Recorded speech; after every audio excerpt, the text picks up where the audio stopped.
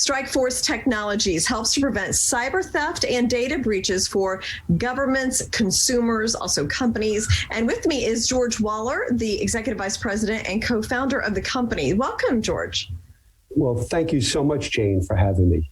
So let's just start with, I understand that you were recently upgraded to the OTCQB, and you're looking possibly for a NASDAQ listing at some point. So can you bring us up to date on that? Sure. StrikeForce has been a fully reporting company since we became public, which was in 2005.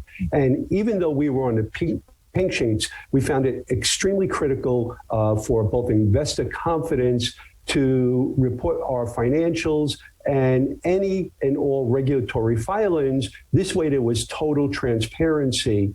So what we feel is now building on that investor confidence by now meeting the OTCQB's listing requirements should, one, give our investors, a lot of confidence in the company, and two, it helps us as we move up to the next step, which is to get onto NASDAQ. So the CEO and the rest of the team is looking at the requirements, NASDAQ requirements, so that as soon as we can meet them, we'll be filing to get on the NASDAQ. Okay. Now, you briefly mentioned SafeVchat. So that's a video conferencing tool. How would you compare that to like Zoom and Microsoft Teams and some of the other video conferencing tools that have become so popular during the pandemic? Sure, yeah. If you think about what happened with the pandemic, right? Everyone went into their homes, their basements, their attics, garages, right? We all started working from home. That's when we actually developed our SafeVchat. When the pandemic hit, we, just like everyone, because we're located in Edison, New Jersey, Edison, especially New Jersey, was one of the first places really hit hard, if you remember back then.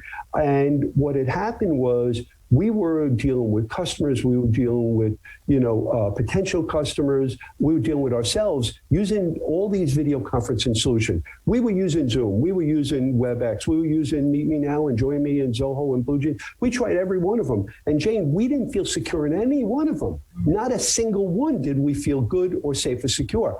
And when we were talking with customers, for example, a customer had a data breach and they're calling us to now use our technology, we didn't feel comfortable talking over a video conference with a potential customer because none of the systems protected the data. They didn't protect to make sure that only the customer was the only one that could log in. They didn't protect my desktop. They didn't protect my camera, my microphone. They didn't protect my speakers. So anything that the customer was saying could be heard if I had spyware on my computer.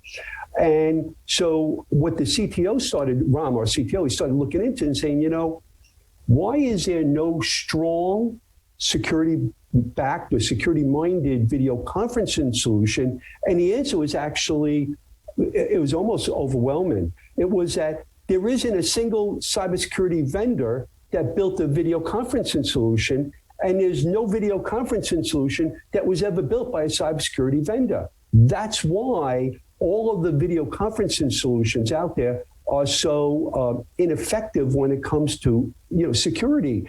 Okay. So I thank you for the opportunity to share that. Thank you. Great to hear about the company.